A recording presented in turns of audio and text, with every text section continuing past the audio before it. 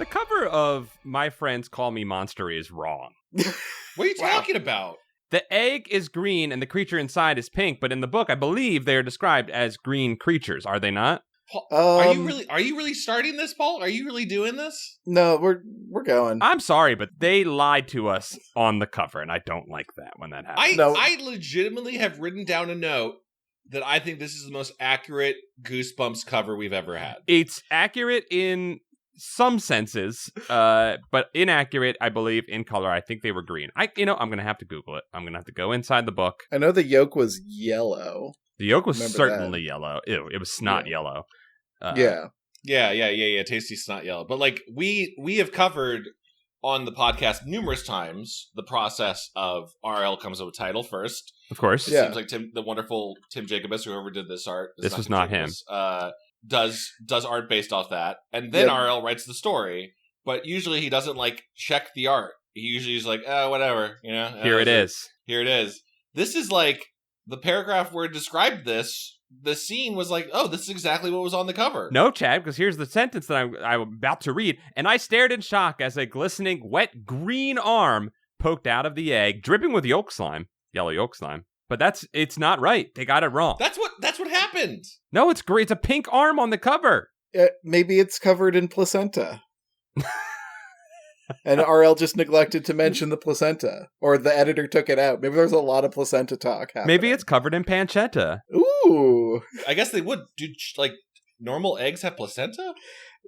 I don't know. This is a monster egg. It could have placenta if it wants to. The only one that I see that it is correct in is the German cover. The Gospbud cover. Mein Venner called her mich Monster. Well, that's just already scarier. Do you think there's a German podcast with our German doppelgangers? Yeah, I bet RL's been on that one.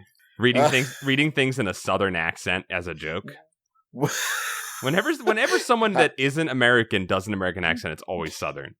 Yeah, because it's funny. No, it is the funniest voice. So your problem with this is that the arm is a different color on the cover than what you got. Yeah, it's fucked up. Yeah, I just hate to be lied to. I like this cover. I like this like little eye sticking out. Certainly I'm buying this over a Ferrari poster at the Scholastic Book Fair for sure. It has done the job in that respect. Can you just throw it into like Photoshop and like color shift it until the arm's the right color? Color invert, yeah. I think this thing evokes, great classic monster design. It's just like in Elden Ring. This is Michaela's egg. Oh my god! Right? You guys got to that part, and Mog is defending it, and you're like, Mog? Why is there just an arm sticking out of this egg? Should I do anything? Oh, I guess I gotta wait for the DLC. But his name's Mog. It's Mog. His name's Moog. You know what? Does anyone even say it? Does anyone even say it in the game? Yes. People say it all the time. They're always talking about Moog. I was too busy not listening and firing blue moonbeams at people. Wait, maybe I got this item wrong. What is this one called again? Michaela's egg? What was it? Michaela's. Right, after you beat Moog. Yeah. Moog?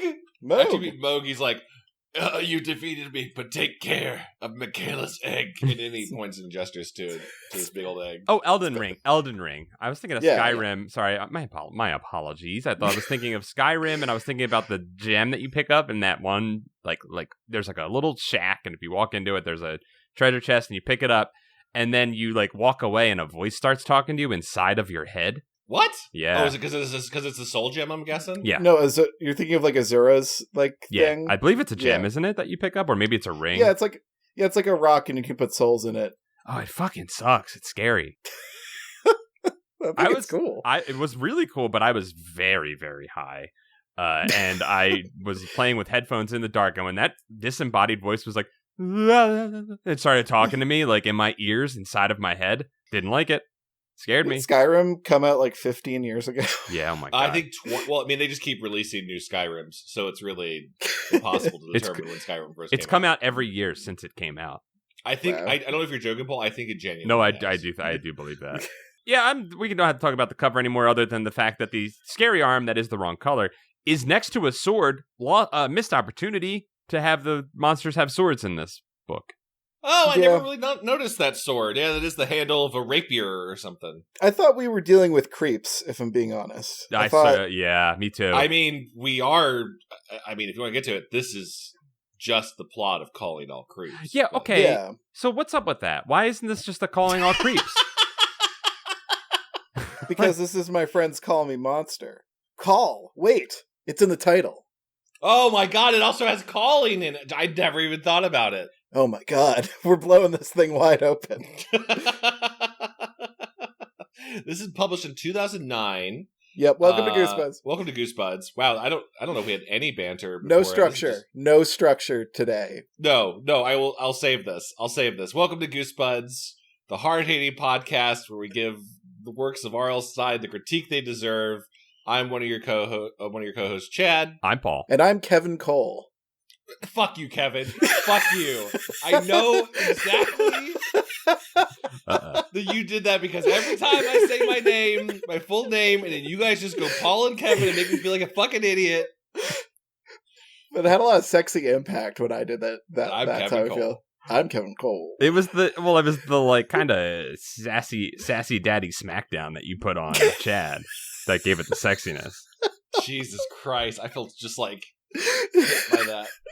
Sassy daddy smackdown I put on Chad. No one draw that. No one draw that. Don't send me copies of it. Today we are reading another book by R.L. Stine. My Friends Call Me Monster, the 2009 Goosebumps Horrorland book. That is definitely also the plot of Calling All Creeps, which was written in, first to guess it or say it gets a point. 1998. 1972. A 5-year-old R.L. Stine wrote this book. Points to Paul. Did I get it? 96. Oh, I just assumed you were right. I trusted you. No. It was 98, but we're going by Price is Right rules. So I was... Wait, no, then I would lose. We would all lose. Blam, blam, blam. $1. No, I'd win. Because I was lowest about going over. Yeah, you're right. Oh, God, Kevin wins. I think the going over rule fucking sucks. Don't go over. Well, but like... You tell Stop me going over. If I'm close by $1... But I went over, I lose. No, that's the gamesmanship. That's the gamesmanship. Chad, that's exciting. Yeah, that's what here's I'm going to defend the rule. I think most of the television game shows don't have the level of strategy in those early rounds that you get. That's a beautiful No, I agree. There's strategy in the underbidding and overbidding. I get that. But that's like the Magic the Gathering like mana flood system. As everyone thinks it's a problem, but okay, it's not. This is like in Marvel Snap, which I finally stopped playing it. Marvel Snap, where it was like, oh, if you don't spend all of your energy, your opponent's Red Hulk card goes up by +5, and you're like, what? What are you talking about? I'm getting punished for conserving energy. They had Fuck that. Me. They had that in Magic too, and they got rid of that. I'm sure, real fast. The Hulk or energy? They had the Hulk, and they got rid of the Hulk because energy's back. Energy's really? Back? It's not land? It's not mana? Nope. New resource, energy. It's back. But Magic is bad and don't play it. Don't do cardboard, kids. It's bad for you. Don't buy that new set with the handsome cat man and his bone penis. I was talking about mana burn. Mana burn used to be a thing, and that's gone. That's been gone. Yeah, but now there's a guy who gives it back again. Oh, neat. What do you mean? There's just like a guy? He just goes around at games and gives you mana? No, there's a guy on a card who gives it to you. He's a lizard man. Kind of like one of these lizard monsters we're talking about. Oh, skillfully navigated. Back to... I tip my hat to you. Yes. You, sir, have won the internet. I take my last name off to you, sir.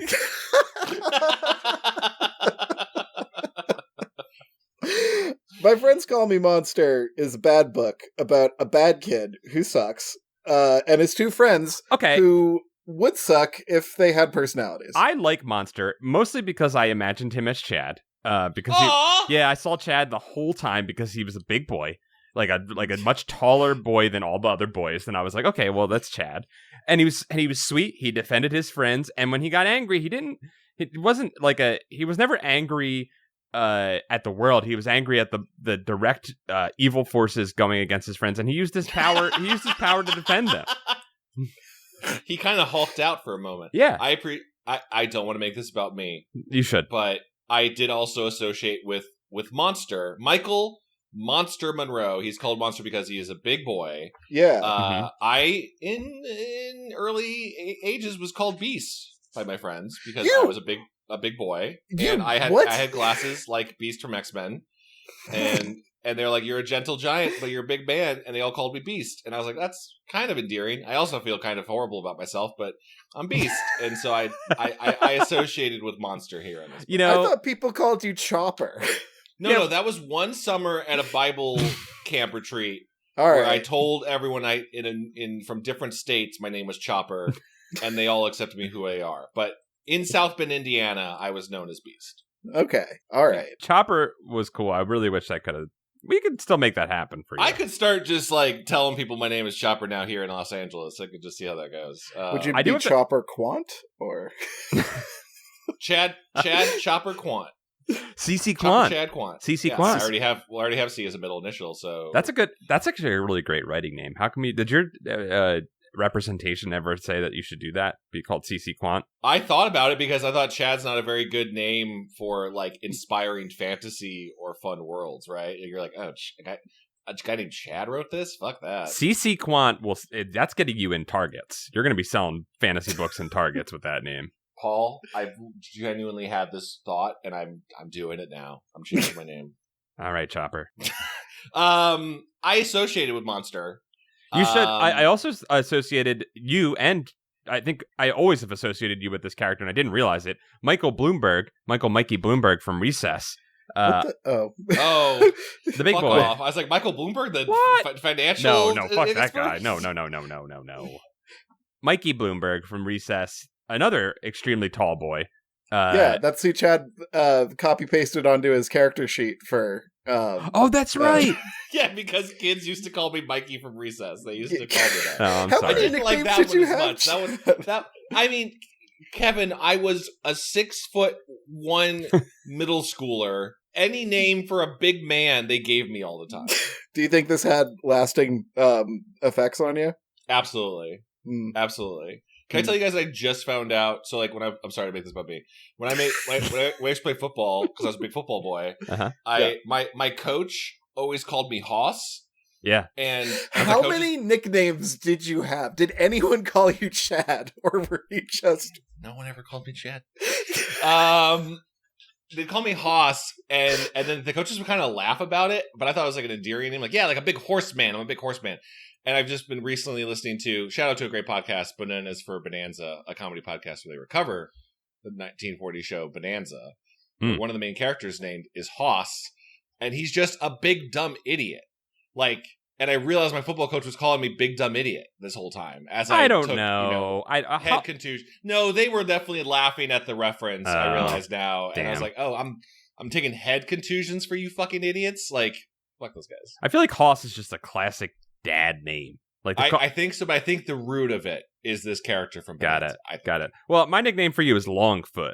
Oh my god, I love it. Well, you thought you were getting into this episode without any pre-show banter, and we snuck it in.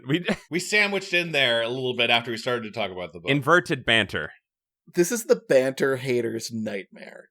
We can't even give them a timestamp. They'll be furious in the comments. This is the end of Goosebumps. I am here just to listen to critiquing RL books that are over 20 years old, and I don't want to know anything about these hosts. I don't want to know anything about their lives or their individual personalities. Or their nicknames or their traumas. They just tell me about the egg. What's in the egg? What's in the egg? I don't want to read a book or learn about a person, but I do want to know what happens in this Goosebumps book. I have a book report due tomorrow, and I gotta know. I gotta believe, Chad, that every single person who hates the banter is here for a book report now. Yeah. I need to crush this is the equivalent of me Googling how to do something in After Effects and dealing with the pre-ramble in the YouTube video. You know, I just realized now, any teacher, if I was any English teacher, I think I would be like, no, you can't do a book report on Goosebumps, right? Like, I would not allow this in my curriculum at this point. They have no substance. I don't think a book report would be interesting because there's no themes. or story arcs. They're nihilist. They're intrinsically nihilistic. There's no literature happening. Yeah. There's accidental literature happening occasionally, maybe once per book, maybe. We start with an in medias res moment. Yeah, right? I liked that. I did like it, but then after we got further into the story, I was like, that was cheap, bro. Well, we go back to the in medias res, so it doesn't really do much, right? That technique of jump into the middle of a story, and then you're probably wondering how I got here with a black cat that I'm trying to sneak into my teacher's house. Yeah. Well, it's a long story. And here's the thing, too. He uses this in media res to jump us around the key integral part, which is, how did these frickin' 3 kids within an hour or so after school figure out where a black cat existed, capture it, and then take it to their teacher's house? I was wondering the same thing. Wild stuff. We'll never get a good answer for that. But also, it's a blue-eyed black cat, and that's cute as hell. That is really That adorable. is cute as hell. Wish that was on the cover. I need to warn everyone right now. I do wish there was a cute black cat. Get Hootie on there. Get Hootie on this cover. Hootie. She's sleeping on her bed. Oh, she's an orb. I think it's worth calling out that nothing happens to this black cat in a good way. I was worried about the black cat the entire time. Me too. I was so anxious, and it's why I didn't associate monster with you initially, because you would. Oh, thank you. That's true. I would not have used an animal as a prank. That's true. I would have known not to do that. That's true. I think we might have to explain that they're putting a black cat in Mrs. Hardesty. I just keep calling her Mrs. Oh, yeah. H. I keep calling her Mrs. H because the Hardesty was weird. It was weirder it was weirder than the alien names that we see later. Mrs. Hardchesty. Ooh. Yeah, she's buff. Mrs. H is very superstitious. She's a superstitious alien. Spoiler alert. So we learn in 2 weeks earlier that this is not something that I associated with. I take that back. Actually, I associated with this a lot. We go back 2 weeks earlier to Michael is in class with Mrs. Hardchesty, who is, I guess, they think she's a bad teacher when she's really the coolest fucking teacher in the world because she teaches them about cryptids. Yeah, she's trying to teach them about the Loch Ness Monster, which is what? Who are we supposed to side? I'm supposed to side with Monster on this? There's literally a line in this chapter where Monster is other kids are learning about the Great Depression, and we're learning about Loch Ness Monster. And I'm like, kid, you got it good right now. You hit the jackpot. Also, I hate to rewind slightly, but the very first line is someone addressing Michael by name, and they aren't calling him Monster. Wow. It's wow, Michael, maybe people don't actually call you Monster. Maybe you just made that up. My friends call me Chopper is the alternate name of this book. Title drop on page 2. He talks about my friends call me Monster after the proof that they do not call him Monster in the book. Yep. I don't know that we often get a title drop in a book. Do we? Saying it? Yeah. We've been getting it lately. Calling out creeps does say, because it's in the ad that everyone answers. Oh, that's true. Yeah. I'm at a medium level of anger for most of this book, but here's where it really spikes. In this part in the beginning? Yes. Yeah. Wow. With all the techno jabble. Go ahead, Kevin. I'm curious how you describe this. I was okay with this book up until probably the egg scene. Not the egg scene, but the eggs scene. Okay, here's the thing. You guys are gonna love this. I really liked this book. Wow. Wow. Okay. Well, that's gonna be fun to talk about. Chad, thank you for not having to force me to find something good to say about this. I will say this part of the book is a chore to get through. Yeah. Because of how it's absolutely mind-numbingly boring for some reason. But yes, Kevin, please explain the tech wizard that is Monster. Michael's prank tech? Yeah. Michael Stir Monster Mike is a computers. He does computers. And he did computers to the window shade so that when he blows a dog whistle, it opens. Now, remote controls exist. Yes. Yes. Just saying, infrared, probably an easier way to go about this whole thing. Well, also, there's a radio transmitter hidden on the window? No, there's a sensor that senses the pitch of a dog whistle. But this also implies that he installed a motorized lifting system into the...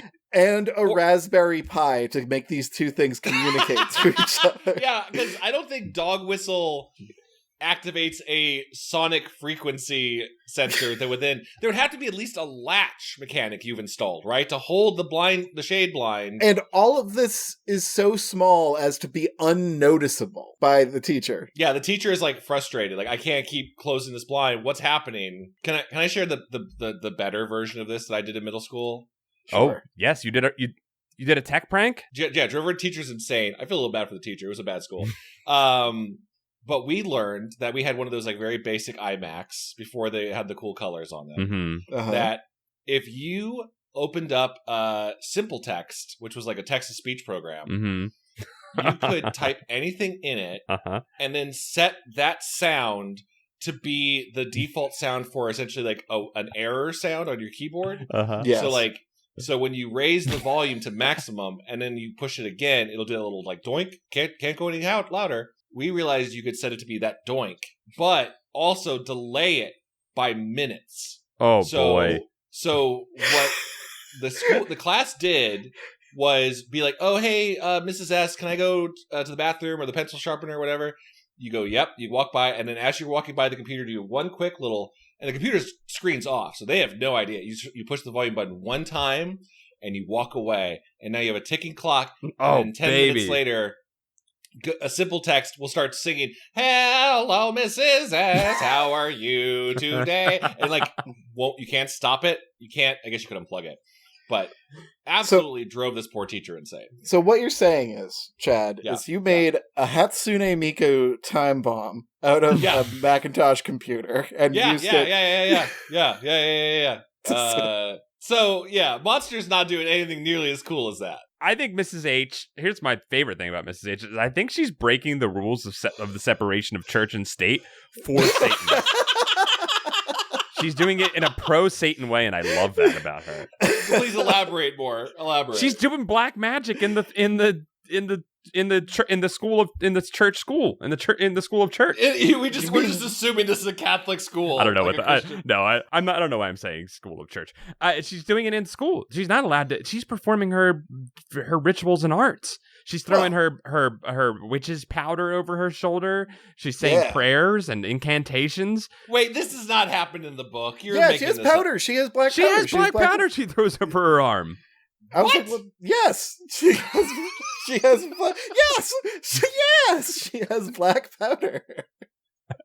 I don't remember that part the at all. Kids don't know what it is, but it's like the salt as you fly, hit the devil in the eye type thing. Yeah, they try to figure it out in the book. I'm going to actually find a sentence of it, and I'll get back to you guys with that. Well, can we talk about so this detail that Mrs. Hardchesty is superstitious is interesting, right? I think it distinguishes her as a weird teacher. We've had a bunch of these in the books before, but then it has no connection to the rest of the story. No, why is she superstitious? Like, Okay, look, I think the biggest flaw of this book, of which there are many, is that it does not follow its own internal rules very frequently. For instance, we talked about Tech Michael. Tech Michael is only used for 2 parts. Tech Michael. Tech Michael only has two references in the beginning, and then Tech Michael disappears. And I know, he never techs again. He never does computers again until... He has dog whistle tech. That's his go-to.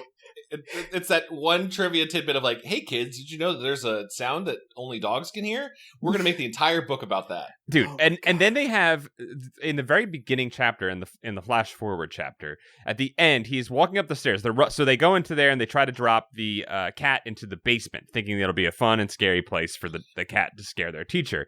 And they hear a bump and it scares them, and they all run out. And you hear something fall down the stairs. And in my reader's brain, my literature reading brain, I go, okay, that is a purposeful moment that the author has placed for me to remember a little detail for later in the book. So I'm thinking about it. And then we learn about Tech Michael right after that, and Tech Michael pulls out his whistle, and I go, oh, clearly he dropped the whistle in the house. Now, thinking about how I would handle this as a writer to tie this back in, clearly the whistle would be in the house. Dr. Mrs. Hardchesty would yes, it's taking off as a name. I'm bringing it back.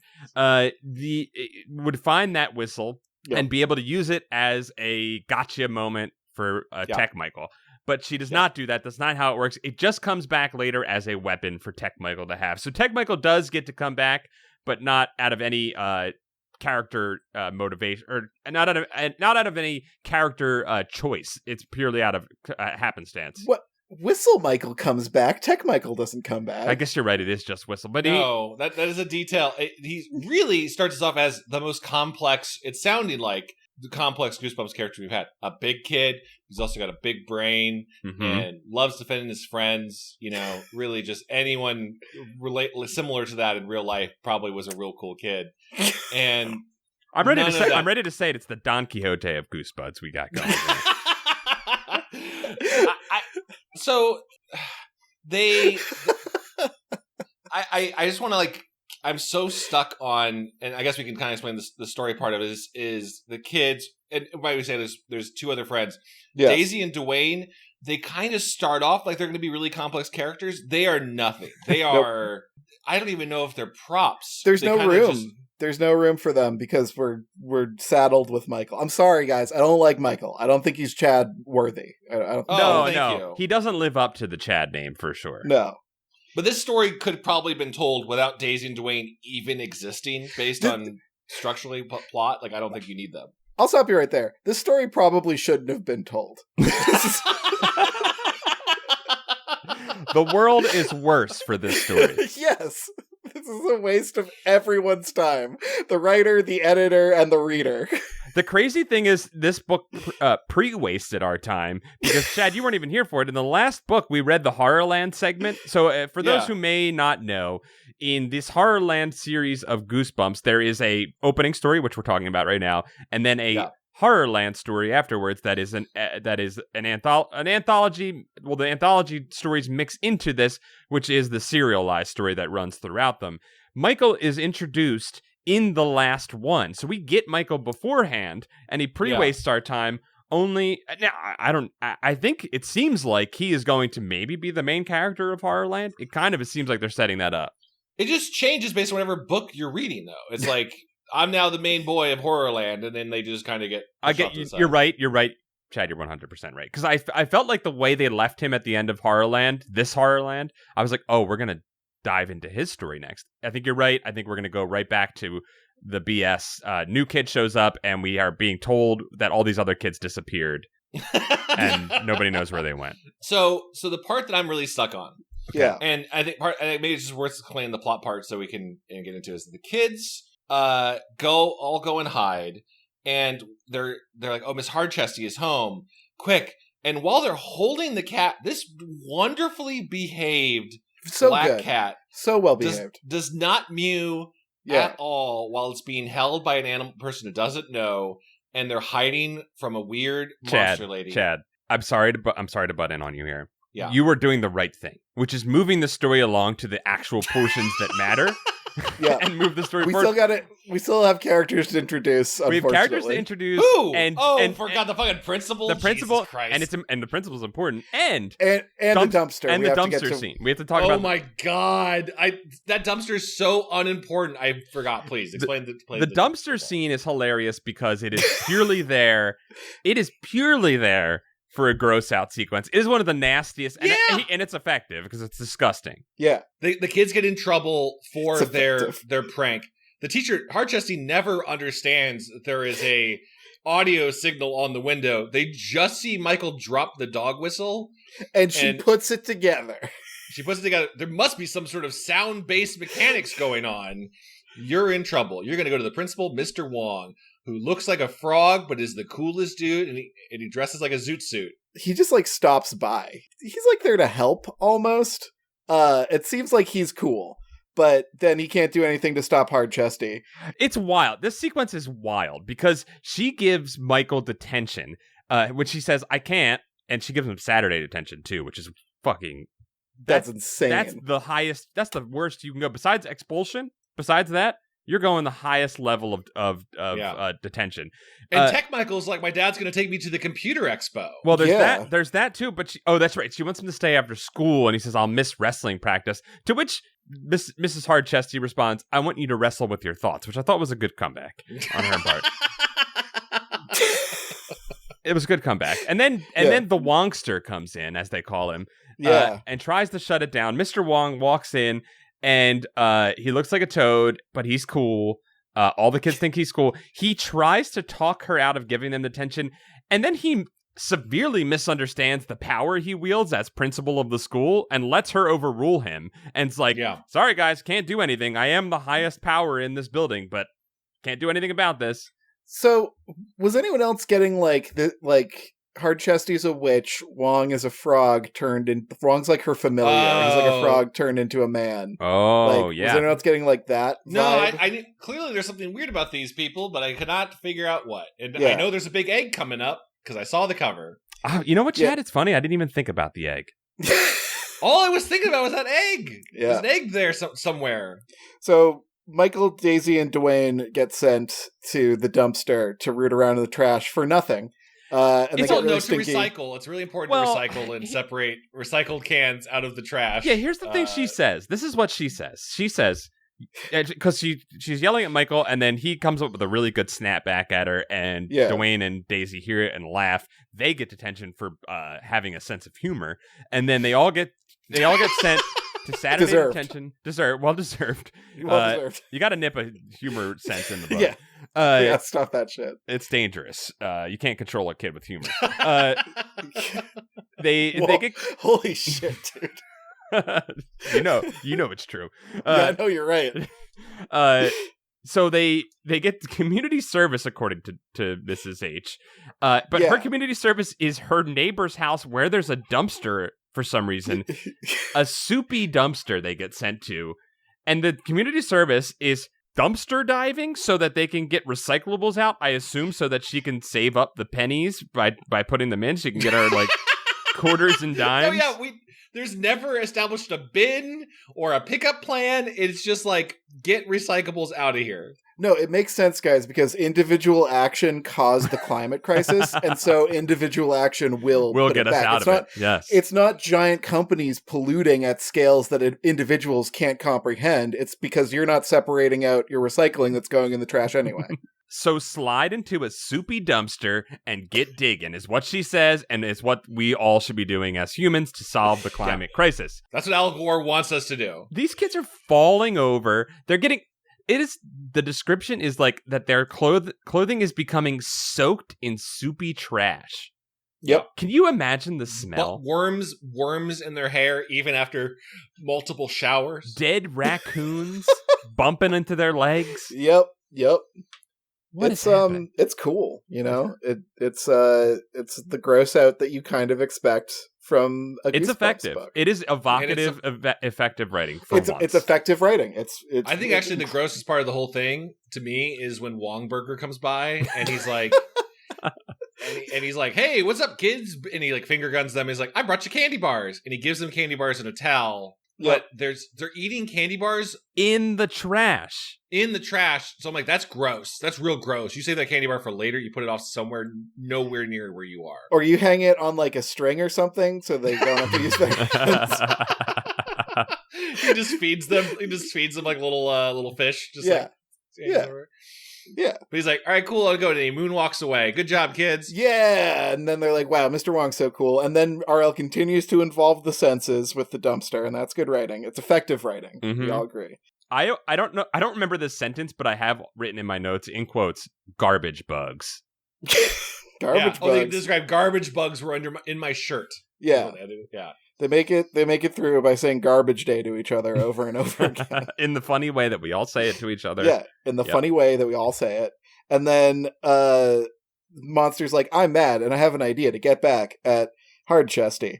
And Daisy and Dwayne's like, hell yeah, we're in it forever. We're your best friends. We're ride or die. We're all going together. And that's why they were in Hardchesty's house with a cat that they found.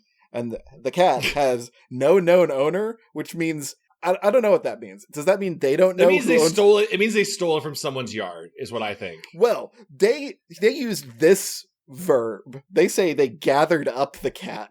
What? What? You gathered up a cat. Gathered up a cat? You gathered up a cat. What's the story behind getting the cat? That's a whole book in itself that RL is not interested in. And we never know how many recyclables they found. It's true, man. They never tell us if they found a lot or at all. That's really the saddest part. If it would be literature if they told us all this stuff. Too many hanging threads in this one, guys. Yeah, and no candy bars attached to those hanging threads. Yeah, so they're all trapped up in the attic, and they see a thing covered in a thing, and they're like, I want to see what's under the thing covered in the thing. But they say, no, not yet. We're going to the attic, because it would be scary if the cat was in the attic. I have a visual presentation mindset, says Monster. This cat will definitely stay where we put it. Yeah. And Hard Chesty comes home, and they're all very scared that they're going to get in trouble. But then she shows up and she takes the thing off the thing, and there's an egg beneath the thing, and they're like, holy shit, a big egg? I can't believe an egg would be that big. And then she sits on the egg. That's for hours. That's what happens. Time pass. Now I want to ask you guys this: how big in your mind? I know we have a cover of it. Yeah. How big do you think the egg is? Well, the problem with the cover egg is it's definitely not to scale. No, I was picturing a 7-foot tall egg. If I'm being honest. Yeah, something like that. I think this book particularly struggles with scale later on. Yeah. Because I was like, okay, I don't know if this is a basketball-sized egg. I don't know if this is a person-sized egg. It must be, based on what hatches from inside of it. But while Miss Hardchesty is sitting on it, she falls asleep, and we get a fun action sequence of them sneaking out while she's asleep on top of the egg. And the cat also falls asleep, and the cat is described very cutely, which I have to assume means an editor snuck in and put some non-cat slander in the book. Oh, certainly. It's funny because they're hiding behind a sofa, and and Michael talks about the cat making a noise, and he grabs the cat and covers its mouth up, which is Cats love that. Hugging and squeezing a cat is the surefirest way to make a cat be quiet. We all know that. Yeah, cats love being controlled. Mm-hmm. Yeah. You gotta bottle that cat up. Honestly, the best cat of all time in how well it's behaved. Yeah. But they leave the cat behind, and the next day at school, Miss Hardchesty is like, hey, I found a black cat. I was very upset by this because, superstition.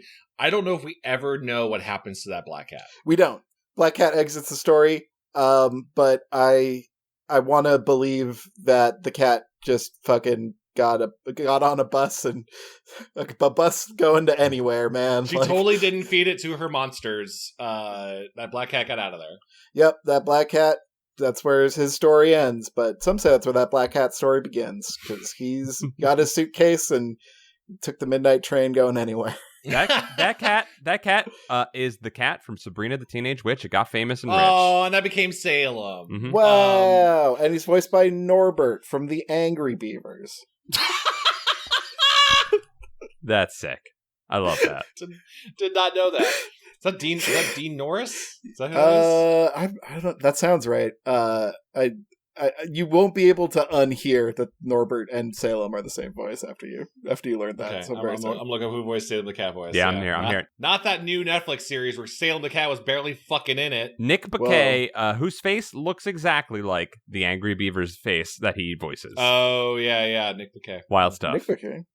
Are we sure this sounds fake? Nah, no, this is right. He's Norbert, on his Wikipedia page and everything. Looks like Norbert. His face is Norbert's face. He co-wrote Salem the Cat. Co-wrote Paul Blart Mall Cop and Paul Blart Mall Cop 2. Absolutely incredible. Norbert did? Salem the Cat did, yeah. Nick McCoy. Hey, all right. Goosebuds is an educational show. Wow. So, I try to remember, like, it feels like the friends are, like, really not that interested in the egg discovery. He talks about the egg, and he's like, I gotta go back and see what's up with the egg. And he calls them, and they're like, not interested in eggs, goodbye. And it's so strange. Oh, I'm sorry, not to clarify. It's not just calls. He AOL instant messages. That's right. No, dude. It's fucking IM. It's so good. It is good because he uses a different font, which I think was you could change the font of what your IMs were, obviously. But right. I think he does use whatever the Comic default. Sans. What? No, I had Comic Sans for a bit at some point. It's more readable for some people. Here, there are good things about Comic Sans. It's just it's often used incorrectly. It's not bad. Right.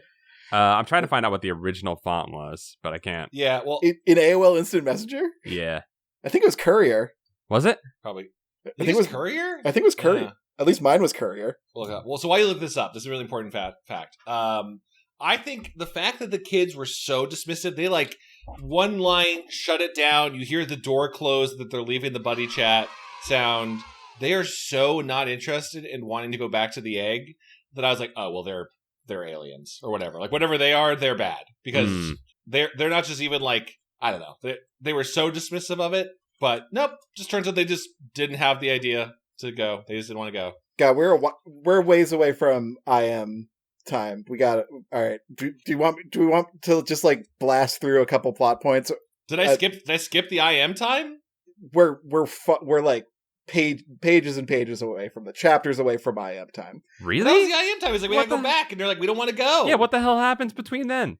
Okay. So wow. I guess that part doesn't take place on IM. That's just regular talking. Oh yes, you're right. You're right, Kevin. Because I thought that he tried to recruit them for the second visit to the house on AIM. No, he goes to AIM to tell them about what he saw at her house.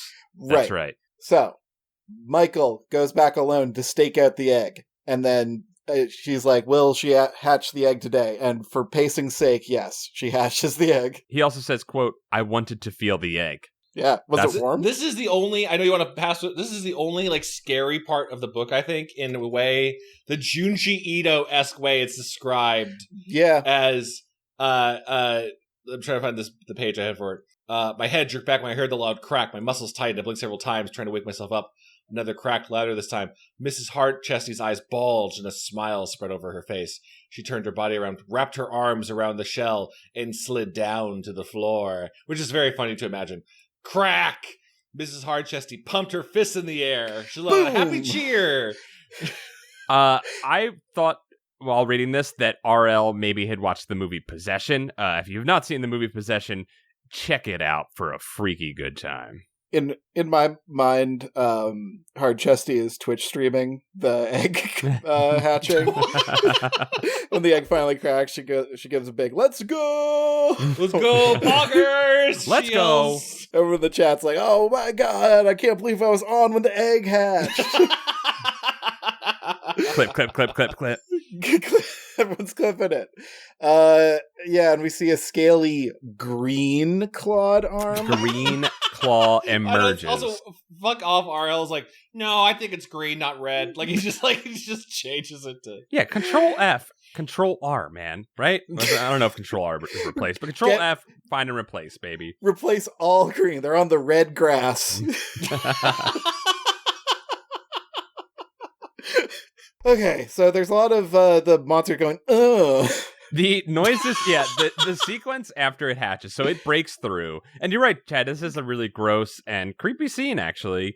Yeah. Followed by an extremely silly scene where this thing uhs and burps. And it does, according to now, Michael's perception of time may have been altered during this sequence because his brain was probably being ripped apart by the fact that he was seeing extraterrestrial life. He describes the... Oh, I'm sorry. I might be skipping ahead, but there are some burps. I think she feeds it a couple of pieces of meat, and it does 2 and 3 minute long burps, apparently. It's also just blasted snot for its first couple moments of life. Yeah, there are like, snot balls. What do you want from it? It was sitting in yolk its whole fucking life. It's got to clear itself out. It's a little phlegmy in there. I get it. Chad, are you the one calling this thing a little baby along with Hardchesty? Absolutely. I wasn't curious how you guys pictured it. I know there's a lot of description, but also I still couldn't picture this thing, so I was seeing it as... It's a velociraptor. Yeah. I was seeing this cross between a velociraptor, but it did seem like just like a tall velociraptor, but also the Goombas from the Mario Brothers movie. Interesting. Oh, yeah. I imagined it being walking around on all fours. In my mind, it was a velociraptor in the shape of the Cart Titan from Attack on Titan. The Cart Titan? Yeah, I'll send a picture to you guys. In my mind, it was the Greasel from Deus Ex. If you got that reference, change your Patreon name. Okay, I'm sorry, not to put off. A cart titan is just a long man titan that has a gun on its back. Yeah, I'm sending the picture of it. That's the cart titan. I hate this thing. I'm glad I stopped watching Attack on Titan. I fucking hate Attack on Titan. You should hear that thing talk. When that thing talks, it's wild. Why does he have a dog mouth? What the fuck is this? You don't want to hear that thing talk. It's a unnatural horror. Why is there just an image of a woman just sitting in his tongue like she's gonna get vored? Oh, what is this fucking show? That whole show is vor. That show is all about vor. What are you talking about? That's why Paul likes it so much. More vor. I'm always saying it. More vor. Get into mouth. For more vor. More. All right. She takes the Greasel down to the basement where she's like, all right, you're going in with the other ones, and there's like a dozen of them. She's like, I can't wait to send you guys to Commander Zanks, a name no human could pronounce. Wow. Yeah, I know. It's like you just said it. I read it as Commander Xanax. I also saw as Commander Xanax. Hard-chesty to these animals that should seem to know everything. She is telling the entire plan. Oh yeah. As if it could. I am an alien, and we are going to take over the world. And Commander Xanax will be so proud of us. Oh, you're one of my sweet babies, and they all lick her face. And then she tosses them a bunch of raw meat, which they descend on. The way they describe, she does kiss one at one point, and it licks its little black tongue out. And I think she tongue kisses it. Yeah, man. I think so. Well, she's like, all right, kids, lay more eggs. And it's like, what? Like, what? Yeah, her plan is lay more eggs that I'm going to sit on, and then we'll make more lizards. What's impregnating the eggs? Are they impregnating each other? Dude, that's all I could think about. What's the system here?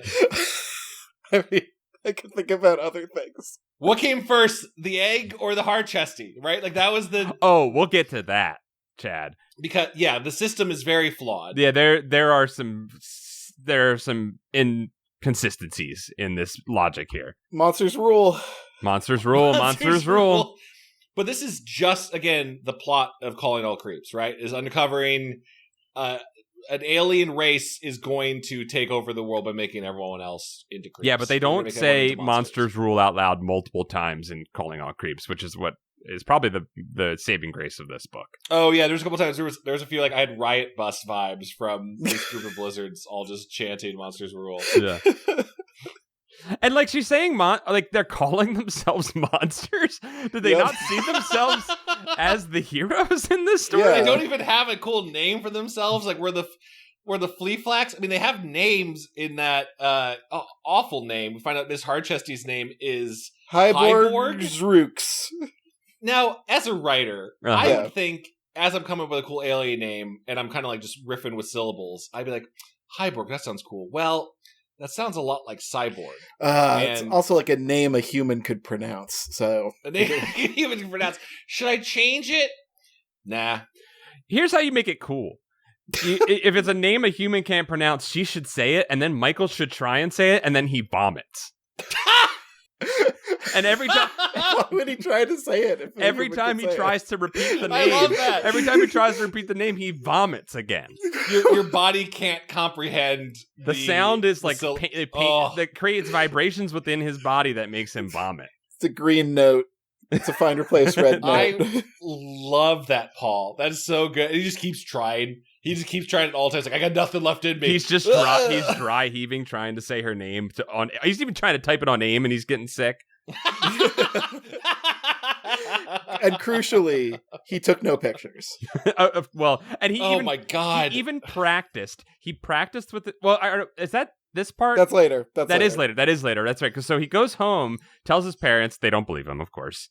Whoa! Wow! Fucking betrayed by Goosebumps. We didn't parents. see that. Yeah, we didn't see that coming. And he's like, all right, well then I'll go to my friends who will surely listen to me. They also do not want to hear about it. They said they're over eggs apparently. Yeah, they leave him on red on AOL Instant Messenger. Message seen but not responded to. Allergic to giant eggs. Sorry. Great. Good stuff. Fun. Hard-chesty drives a blue Civic. That's canon. She drives a Honda. Is this when and then Michael's like, I'm going back for more egg. Because why wouldn't you, right? Like, after seeing that. I'm sorry to go back, by the way. Can we talk about the room that these monsters were in when she gave this lecture to? Oh, the barbarian room that she has in her basement? Yeah, so like he follows Hard-chesty with this new baby, and she brings him into another room where the lizards are just like standing around. They're like in T-pose, just waiting for Hardchesty to come back and open a there's no description of like, do they have toys in there? No, they're just fucking. They're just fucking. They're being fed red meat with bones in, and they're eating the bones. And then they ate the bones. They ate the bones, and then they boned. But these are like theoretically 20 plus human-sized lizard monsters just crammed into like a room. It's like, 13. It's 13 of them. There are 13. Oh, the evil number 13. Yeah, that's still too like. I don't know. For some reason, that just broke my brain. I'm like, what do you mean? They're just standing there? They're just waiting all day? I guess they got a litter box in the corner. And like one of those big like hamster waterers, like with the little marble thing inside. But see, Kevin, you're joking. Having any description of how she had taken care of them would make it more interesting. Instead, they're just in like a blank gray room with nothing there. Yeah, there's no picture painted about this. Do you know how expensive it is to imagine a room and then write it down? Like, they couldn't render that. Like, it's in a book. Like, come on. Like, the technology is not there for a writer to describe a room. That room might as well have been a dimensional void, the way she was just putting more monsters in there and then closing and going back to her job. So she drives a blue Honda Civic. And, and the next time Monster sees her, he sees one of the Greasel monsters cooking a giant egg. So stupid. And making eggs and wearing a little chef's hat and an apron. God, we would write such good Goosebumps books. I know. And the monster eats some egg and turns back into a human. Makes total sense. I think it turns back to her, right? This is turns her. Turns back to Hardchesty. Yeah, it's Hardchesty. Oh my God, Hardchesty was an alien. Yeah. Not to pause this real quick. This book has so many stops of like, if you, the reader, don't understand what's happening, Monster will just go, oh my God, that means she was an alien? Like, it's like, no, I think it was clear from the previous paragraph where she said, I'm an alien. But... In the last chapter, he exclaims she's an alien. We already know she's an alien, but now we know that she's an alien and not an alien. So Hardchesty drives a Civic, Drives a Civic. She anamorphs back and forth from lizard to Hardchesty as she eats. Because we all understand that when you eat when egg go in, turn human, and then egg go in again, turn monster. And she does it over and over just to demonstrate to Monster the process, right? Like, it's the worst metaphysics in the entire history of Goosebumps, I want to say. Yeah. Like, this is the worst, this is how this works moment I've ever read. It's purely to demonstrate the mechanics, but then she just keeps... But the mechanics are so bad. The mechanics are bad.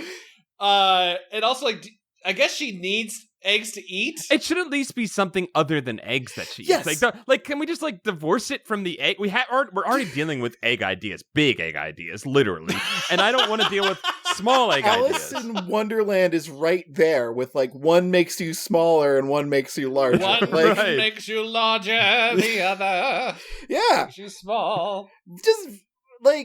Just do that. But it's like, I don't want two different things. So it's just if you eat the eggs, you turn into a monster. But then if you eat the eggs, you turn into a human. Eggs are everything in this. Eggs are everything. RL, free rewrite edit for you. Right here, the black powder turns you one way or the other. Oh my God. There you go. Black powder would make perfect sense. Oh my God. There you go. You got the black powder. You already had it, buddy. Come on. I think unless it's not really established, unless she needs the eggs to live, like she needs to eat the eggs, I think this would be incredibly inconvenient to eat these for substance when we know the lizard monsters can eat raw meat.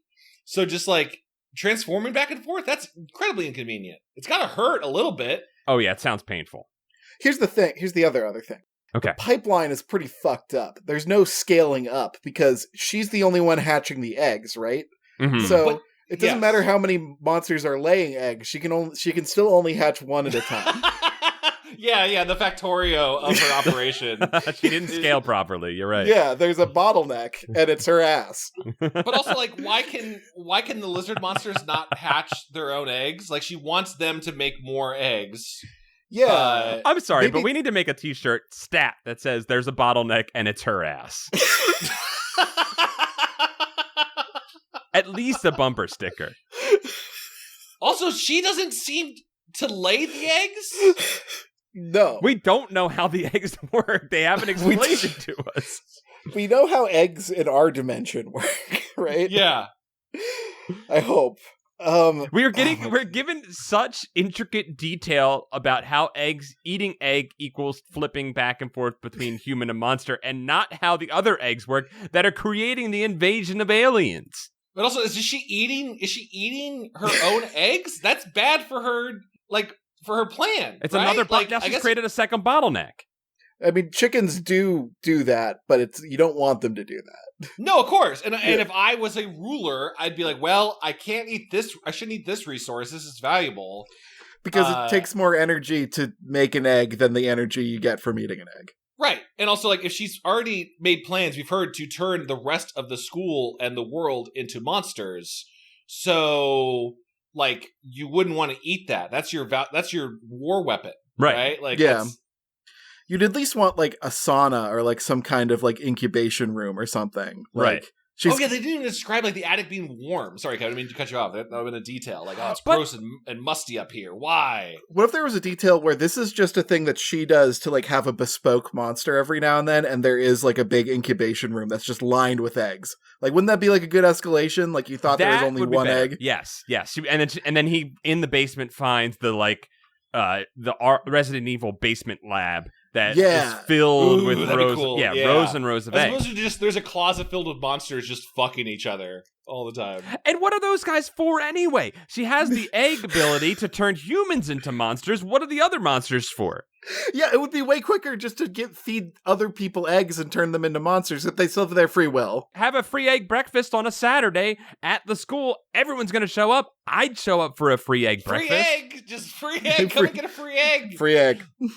I know you Philly people love just eating eggs raw because of Rocky. I know that's a thing. Uh-huh. Crack it right in my mouth. Okay, I guess that's real. I was about to say, I don't think you can just say that, Chad, but Paul confirmed that's the thing! He eats eggs whole! Oh, I've seen Rocky, alright?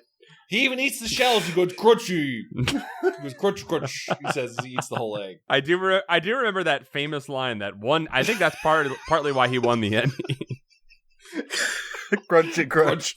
Crunch, crunch, crunch. He says he eats it. All right. We're in the home stretch, boys. So we need to get into this scene because the logic unravels even more.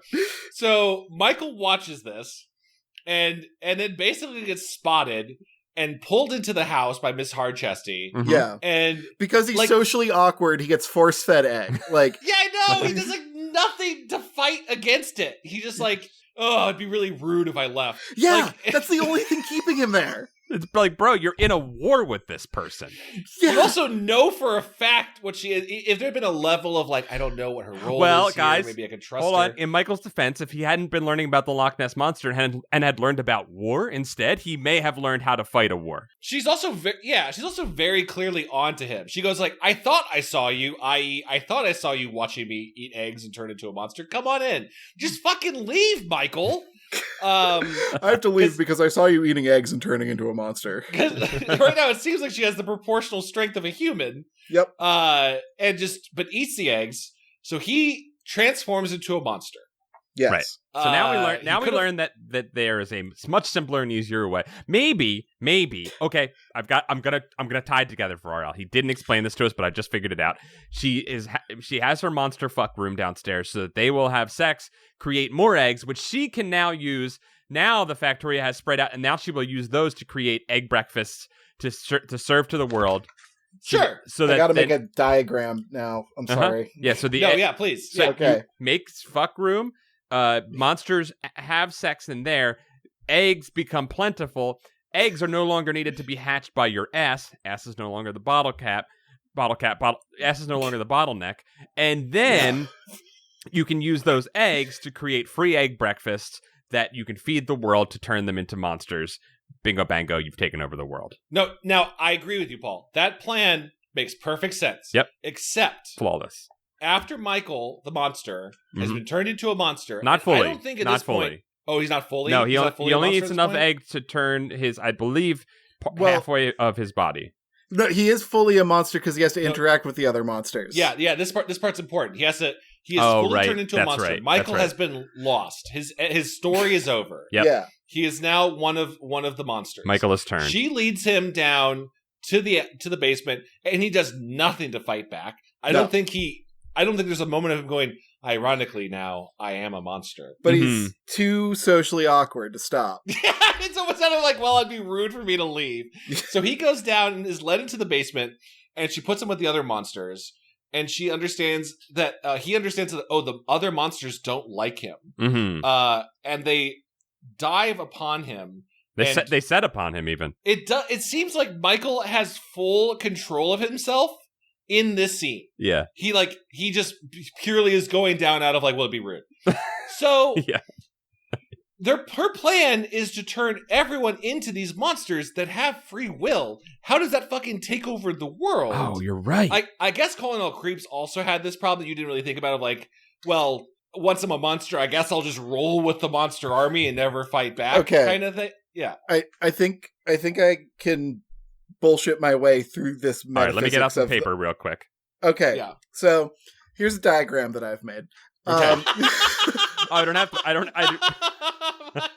This makes it more confusing for me. Okay. So we exist on a wheel where the north pole of the wheel is monster and the south pole of the wheel is human. When you eat eggs, you move clockwise around the wheel. Yeah. Yeah. Now, Michael ate enough eggs to get to 11 o'clock on the wheel. Like, if monster is midnight, he is 11 o'clock. Yeah, the last thing to turn is your free will, and he just didn't get enough eggs. But then the clock starts turning even more, so he starts eating more eggs, skips entirely past the no human brain portion, and starts turning the clock down to human again. But he doesn't get all the way there because he just has arms. I forget how he gets out. Oh, his friends show up. There's nothing. Yeah, his friends just show up. They're like, you know what? We decided your AOL Instant Messengers were correct. We should check this out. Yeah. Oh my God, there's monsters.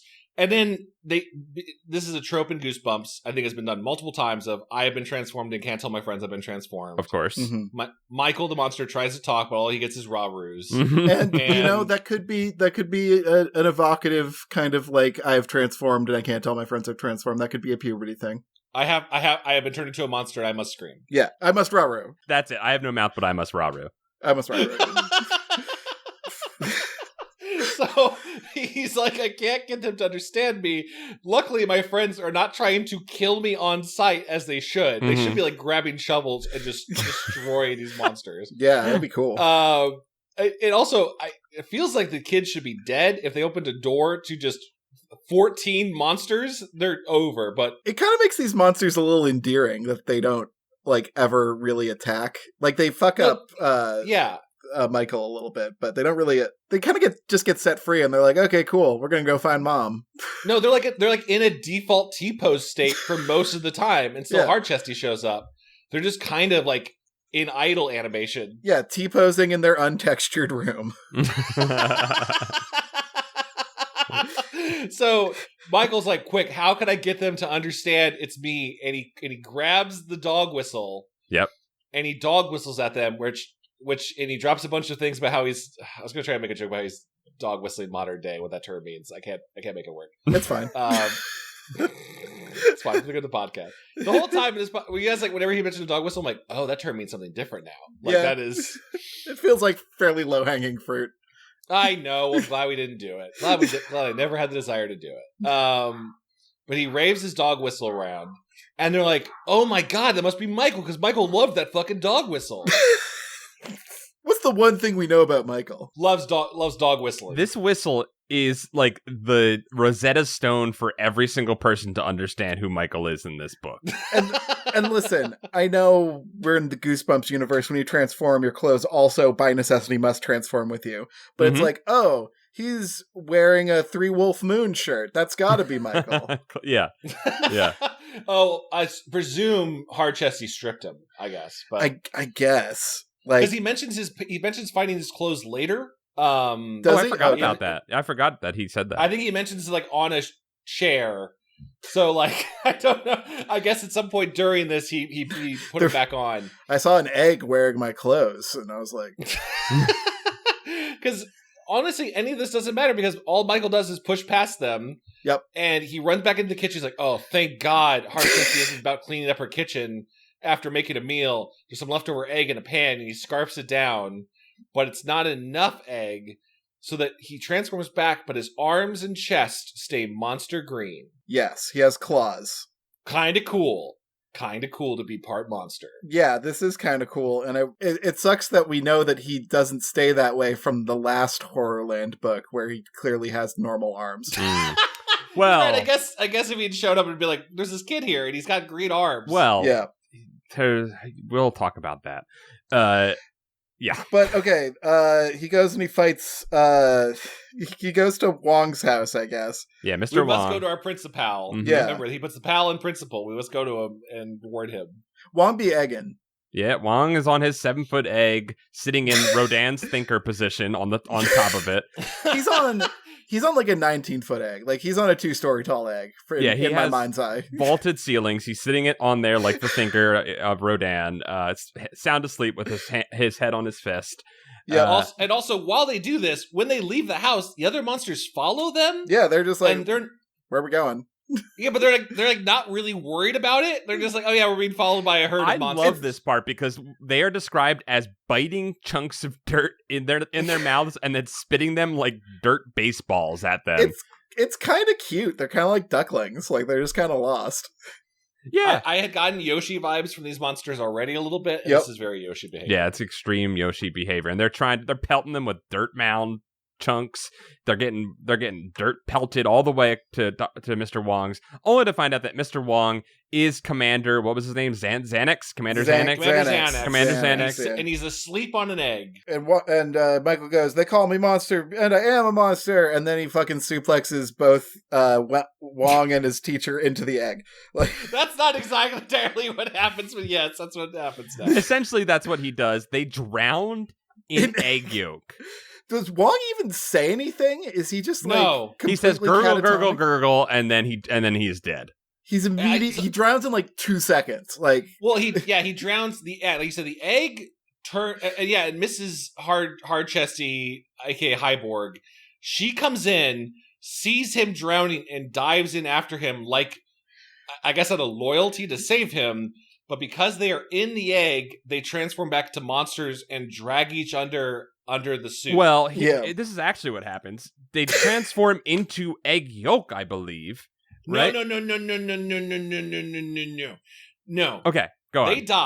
They die. Sorry, Paul. Well, they definitely die. No. But like, I don't understand what happens here because when they eat it, they turn into monsters. I guess. Yeah. Right. They turn into monsters, and then they progress swim. The wheel. They turn the clock. They turn the wheel between monsters. But then when the monsters eat it, because the monsters come after them, and then they throw egg yolk at them, I guess. No, the monsters, after they've defeated the commander, the monsters are like, oh, me hungry, and they go and eat some of the monster yolk, and they turn into egg yolk for some reason, which I don't know why that happens. Kevin, you got this. Because where are they on the circle of egg?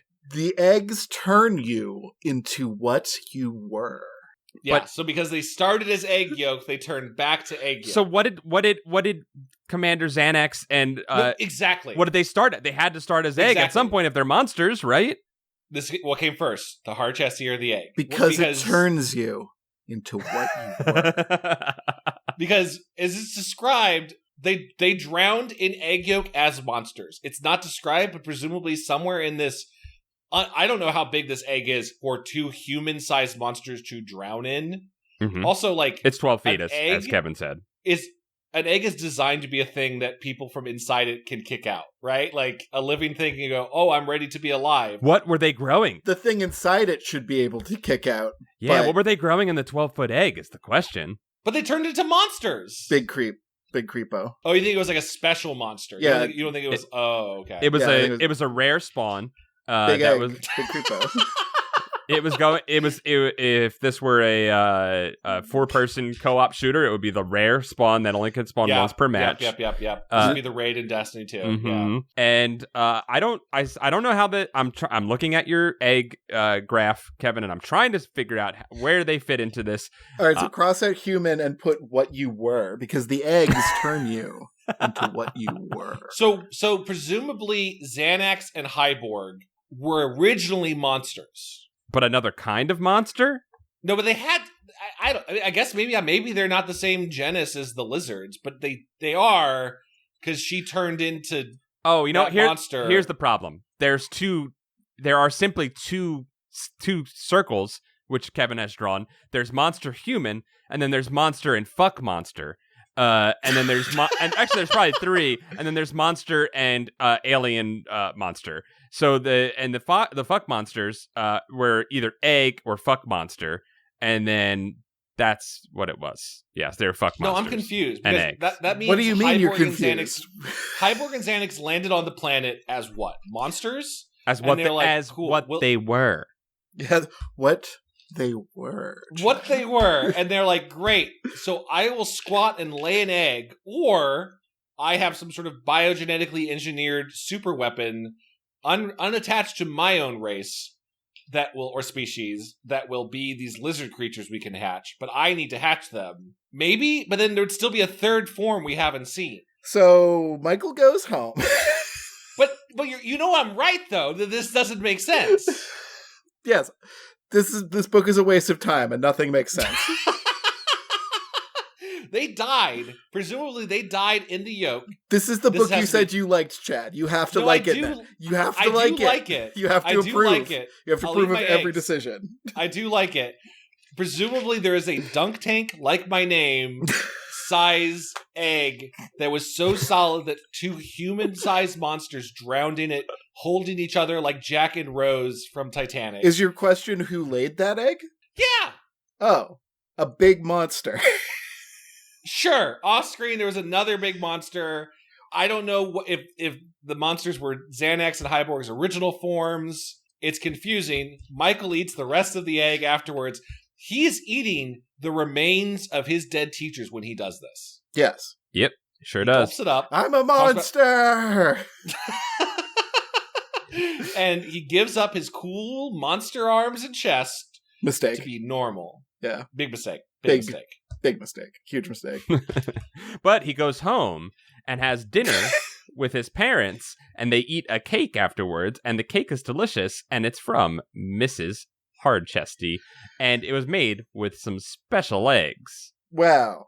Cake has egg in it. Mistake averted. But it doesn't matter. Doesn't matter because we know Michael's fine because he shows up in Horrorland totally fine. Yeah, like what the fuck? Like we literally turned the page and he's like, but I got fine. What the fuck? Well, and also we know he was fine because as terms of Goosebumps loves, he's sort of like, and then in the end, I was killed by the monster, right? Like dun dun dun. Even in this situation, we just know eating more egg turned you back. It's just like you said, the Alice in Wonderland, one goes the other way. He knows. So worst case scenario, the end of that scene was my family turned into monsters, and then we kept eating the cake, and we turned back into humans and went, well, that was weird. It's almost literally what he says they do in the book. Instead they go, I guess they ate all the cake before they turned, and then they go back to Mr. Wong's house where the egg was just still sitting there, and they ate a little bit of the egg, and they got better. But like, you're not gonna back down. This is RL being like, I refuse to not do my Twilight Zone endings, even though they logistically do not make sense in these stories. Logistically, 2 days later, I get a ticket to Horrorland and go to Horrorland. You know what's funny? He doesn't even talk about getting a ticket to get Horrorland at this point. He's just like, I'm at Horrorland now. I'm at Horrorland. Don't worry about it. Yeah. It's like when he's not wasting your time, he's still wasting your fucking time. I think this is also a huge mistake because, as we've said in every one of these Horrorland stories, I have a real hard time distinguishing any of these characters. Oh my I remember goodness, yeah. some of their names. Oh my god. But they are so general that I'm like, I don't fucking remember any difference between Carly Beth and Billy Deep. right? Like I don't. There's nothing about them. Functionally, nothing makes them different. No, yeah, there's nothing about their monster encounter that they are bringing into the story, right? And then there's nothing where like, oh, I fought a mummy. Now that we're going to the mummy exhibit on this Horrorland, I'll have a leg up.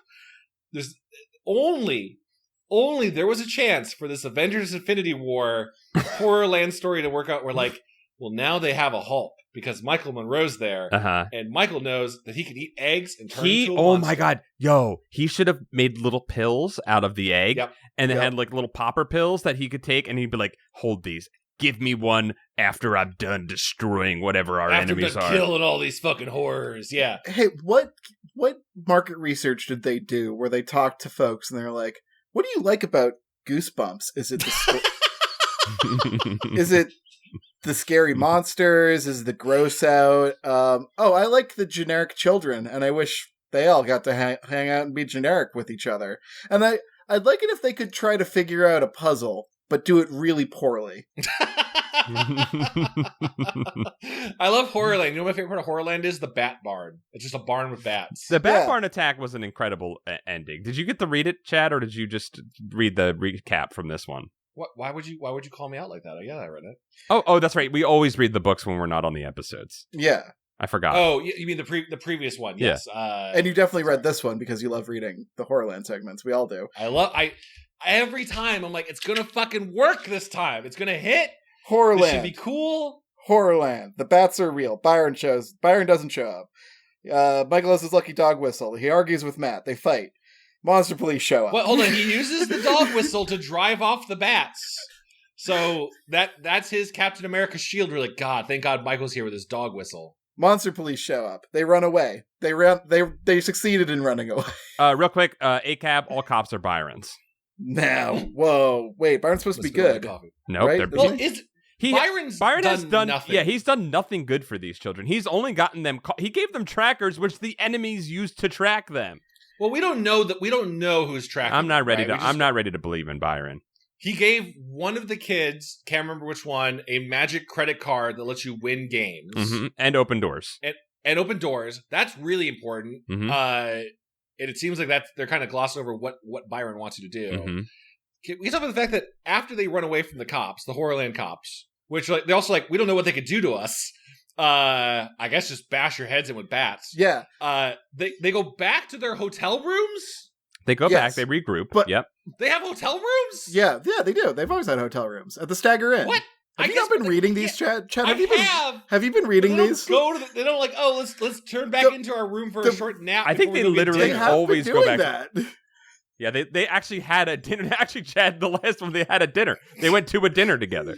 Yeah.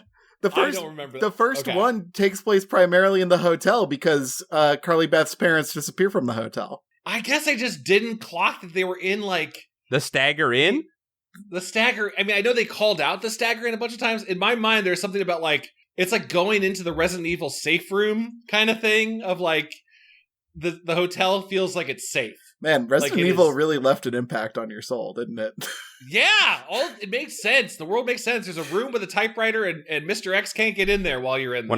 When I'm stressed at work, I put on safe room music from Resident Evil, and it makes me feel safe. It's very calming. Mm-hmm.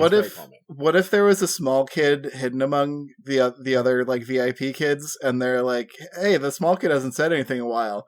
And he's wearing a big hat or something, and they're like, "Huh, I guess he's just another VIP." But it's Slappy, and he's he's the mole. It's like Slappy pretending to be a kid. Yeah, he's like, "I like to baseball. I'm a child." Beat my slave. I think right before I'm sorry to make this. The hotel thing really threw me. Of oh yeah, I guess just take a nap. Have a breakfast buffet. I guess they had a dinner. Chad, I'm sorry to say it. It was a lunch. They had a luncheon together. Matt and Michael are cool now. Their fight meant nothing. Oh yeah, they fought over. What did they even fight over about? They both wanted to be the leader, and then they fought each. They were both alphas, Chad. Yeah. Also, the monster police were only going to attack them over a fight, not over like being kids where they're not supposed to be. We recap again, despite there being a recap before you read Horrorland. The kids recap.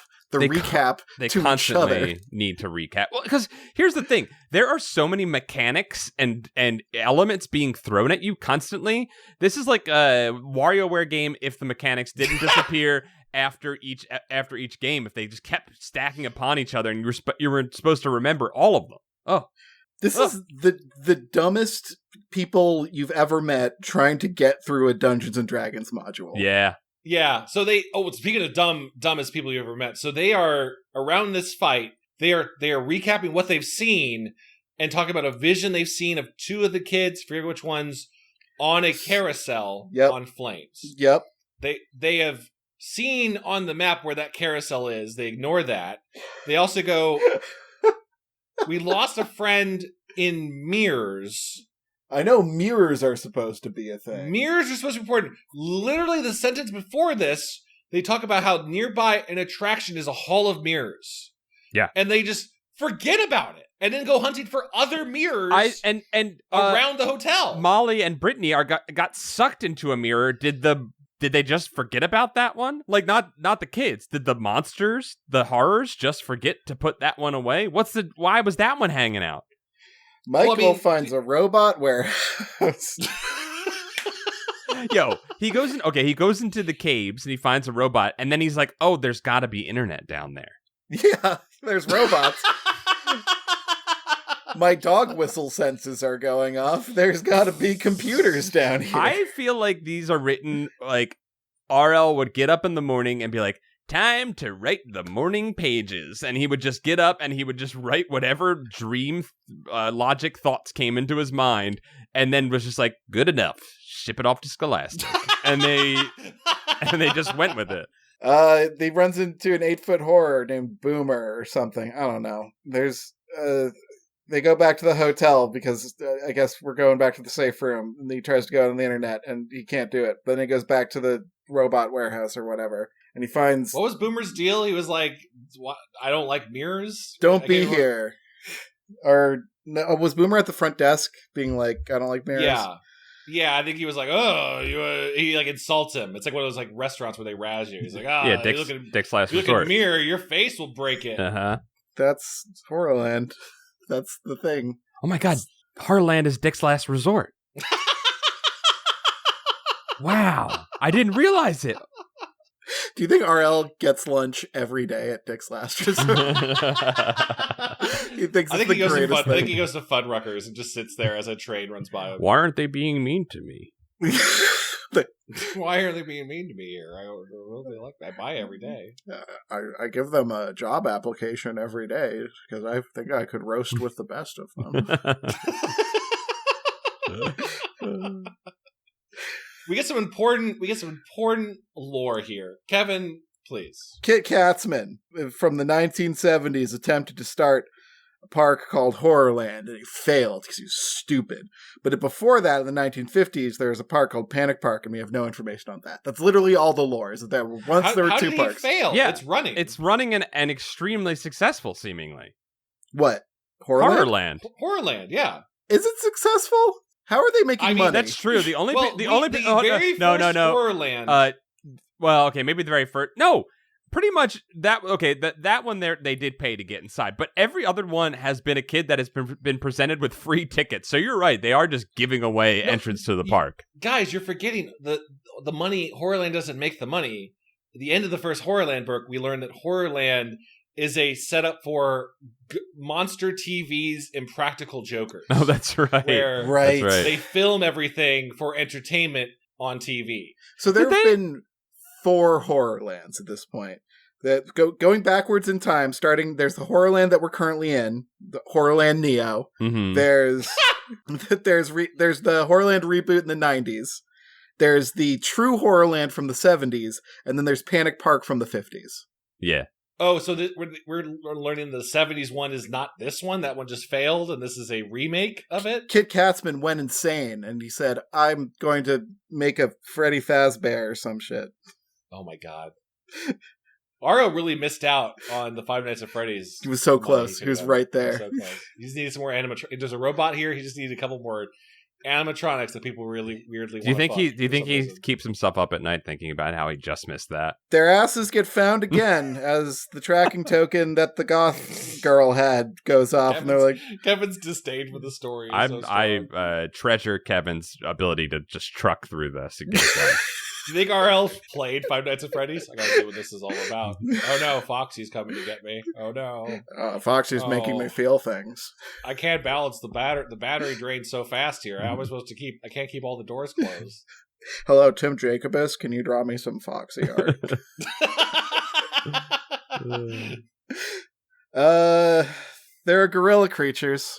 Oh, the gorillas with human faces. That's right. Yeah. Manrillas. They severely hurt a child. That's the fun part. You guys are like just skipping, like, but how do we get to Manrillas? They walk into the room. They walk.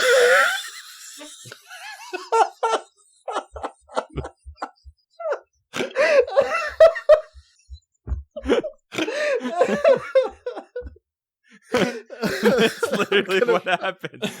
They're hiding and they walk into the room. I'm gonna fucking die. That's what Michael says as the gorillas come at him.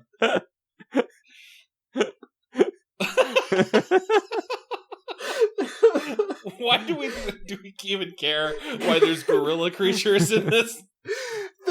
This should be an incredible, like, capstone reveal of Manrillas in the building. Dr. Moreau creatures are in this park. And all they do is they try to release them, and as they're trying to release them, Matt, Michael's sworn enemy, they actually think in the game mechanics. So they the card opens everything, so they swipe the key card they have on the gorilla cages, and then one of the gorillas reaches out and grabs Matt and bashes him against the side of the cage multiple times. It says ape monsters together strong. He says as he that ape hits him with those diamond hands, and he goes down. Oh, he's a bored ape. Sorry, I missed that one. Yeah. Oh, shit. Fuck. Okay. So the monster police fight the gorillas as the kids run away. Yakety Sax plays. The kids run out of the room. They walk out of the room. It's literally all that. Yakety Sax begins. Smoke dusts up everywhere. Hands and ape hands and batons are flying out of it, and they just walk out of the room, leaving the dust cloud behind them. And they all fucking congratulate each other on a good game. Like, fucking smart. Like, they're patting Matt on the back, and his face is broken in half. They're like, good idea, sicking the apes on each other, buddy. And then Michael gets trapped in a mirror. Yeah, I mean, they find a part of the park that's near a wall, and they go, well, it's near a wall, so you probably can leave the park. It's called Goodbye Land. It's called Goodbye Land, which is a good, using good context clues there, guys. Is it? What do you mean? What was that compliment? What? What do you mean it's good context? What? Like, it's called Goodbye Land. Kids are like, well, it's called Goodbye Land, and I want to go goodbye, so I'll go into Goodbye Land. That's where you say goodbye to the park. Yeah. But isn't everything supposed to be named after, like, monster-y things? I mean, it's very much as soon as you're going into Goodbye Land, you're like, well, the setup is probably because you're going to die, right? But yeah, I think that's probably truly what Goodbye Land is. But also that doesn't matter because while they're there, you're right, it doesn't matter. Two horror. No, these names are important, Kevin. We need to establish all of the horrors. What, Benson and Clem show up? Oh, great! Benson and Clem. Great. The lore of the horrors in Horrorland. We now have 4 named horrors. What? No, we have Boomer, like 12. We have like Boomer. Yeah, in this book, Byron.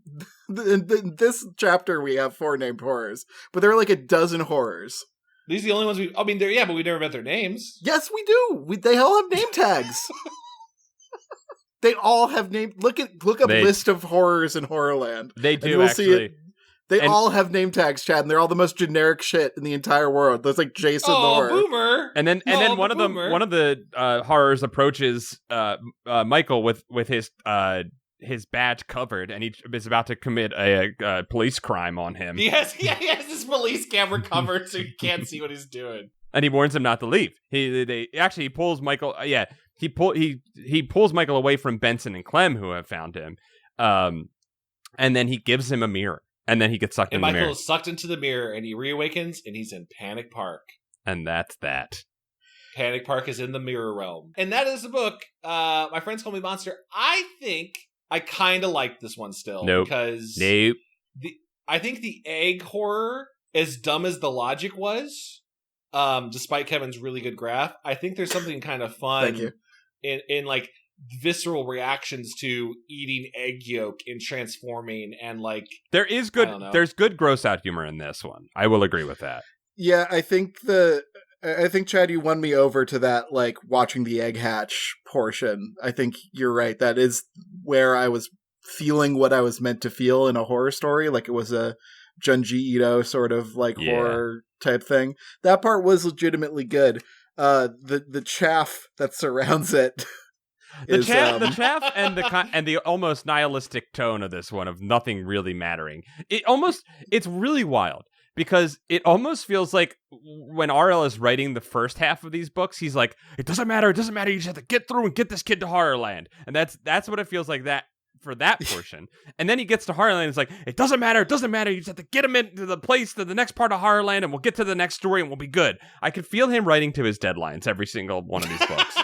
I know. It does feel like also he is like Horrorland's story feels like it's been stalling to get to the actual story of Horrorland, which we might be hitting now, right? Maybe now that but also we have a character in Panic Park. It'd be very easy now to just lose Michael and not follow him for the next couple chapters because we already have at least 2 other girls in Panic Park. Right? Mm-hmm. Slappy's not coming back. Is he has to, right? Like, well, the fucking ghost pirates, like all the monsters that they teased. Like, I thought all the monsters would be showing up at some point. I don't think they are. That'd be weird if they. I think you're in for a little bit of a shock, Kevin. Oh, you know where this is going? Maybe. Paul, did you look ahead? Maybe. Paul, should I get my hopes impossibly high? Maybe. Maybe I'll tell you what, this book is an art because, as pointed out online trivia, the cover may be an homage to a Salvador Dali painting. I saw that. That's a really wild connection. Geopolitica's child watching the birth of the new man. And that is definitely what Mikola's like egg thing is shouting out. You guys gonna play that DLC and go touch that hand? I don't know. Will I have $40? I also need to make a little errata thing here at the end. Not erotica, errata. Get your minds clean here, people.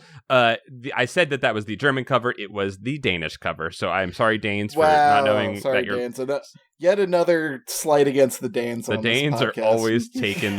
The Danes are taking L's all day long. All day long. Hold on. Let's look up how to say sorry in Danish. Sorry. Oh, okay. That sounds right. Hopefully no one will get mad about that one. If you are mad, sorry. Have a chocolate, mate. That's what they say, right? Wow. I think that's been a Goosebuds. Yes. Any final thoughts on this book, boys? Or thoughts or corrections, things you wish? I just want to apologize again to the Danes. Yeah, I choose to ignore the book and continue to apologize to the Danes. What are they going to do? They're like non-violent, right? They're like in a... Well, where do you think the fucking Vikings are coming from, dude? Well, no, yeah, but they're all gone. Oh, that's just what a Viking would want you to think, buddy. While they're in a boat headed to pillage your place. Patreon.com/Goosebumps. If you want to support the show, even though this episode has been a beautiful mess, if you want to support the show so we can make more of it, get access to our Discord, get bonus episodes of Camp Goosebuds where Paul, Kevin, and myself sit around the digital campfire and riff on non-Goosebumps related things. You can get all of that by going to patreon.com/Goosebuds, like Kevin just said. That is the lifeblood of this show is you wonderful Patreon supporters, and we really appreciate it. It truly does keep the show going. And if you do support it, you can get access to Camp Goosebuds, which is whoops, all tangents. I just said that. Oh, I'm sorry. That's right. I'm sorry. Holy shit. It is the life... it is the lifeblood of this show. And if you Patreon.com/goosebuds. Give KevinMoney.com. Please. SpaceKings.space. SpaceKings.space. YouTube.com/continue show. Whoops All Tangents. If you go to the Patreon, you can listen to the exclusive Whoops All Tangents podcast episode. If you go to the Patreon, you can get access to the Patreon among many Patreon access patrons. This has been a wild ending, y'all. I enjoyed it. Thank you both for joining me. Thank you all for listening. We'll see you next time. I love you all. Goodbye. Love you all. Goodbye. Go Danes. Bye.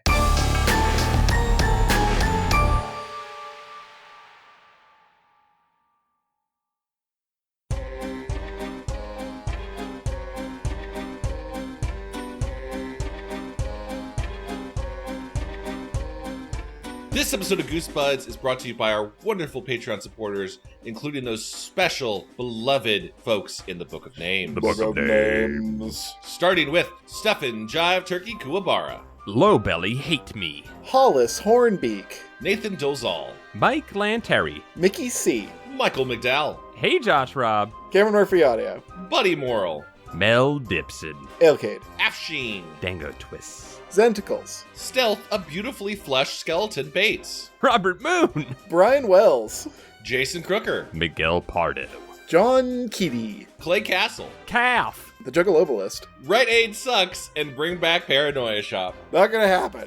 It's not Paranoid Shop is never gonna happen. Gregory D. Warren, Cody Redfield, But also thank you for your love. Bradford Coulter, Aiden thinks Kevin is IRL Senshi Dungeon Meshi. We have 100% said that. That is true. thank you.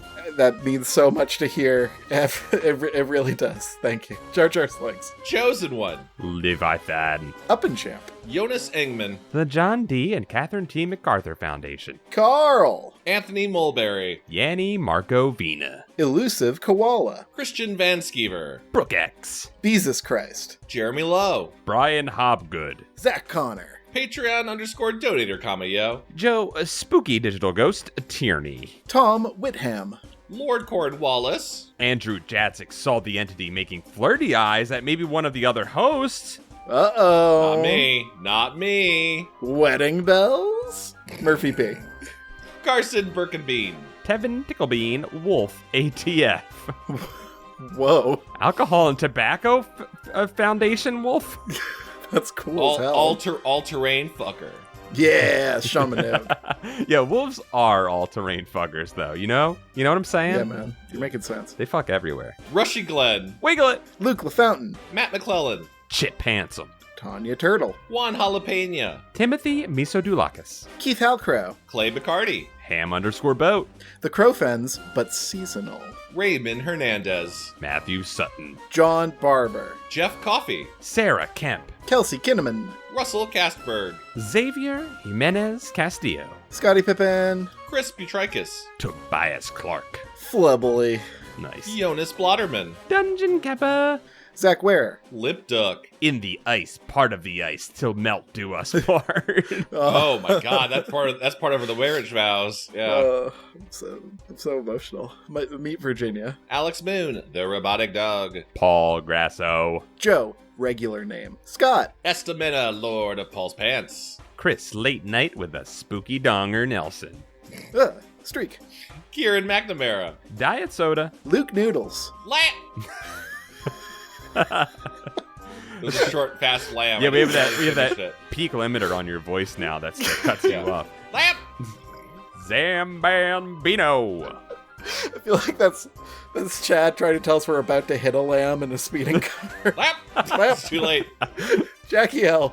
Hugh Bolin. Coleman Laguza. A pair of Scots. Levi Kidder. Getting nasty while I Chromecasty. Whoa.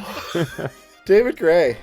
A giant rat that wants to eat Chad. Oh no! Nom nom nom. Oh no! Whoa. I thought. Well, you know what's the other thing is It's he wrote each EACH as not eat, so that's either a typo or a giant rat that wants its own Chad. Well, he wants to eat you.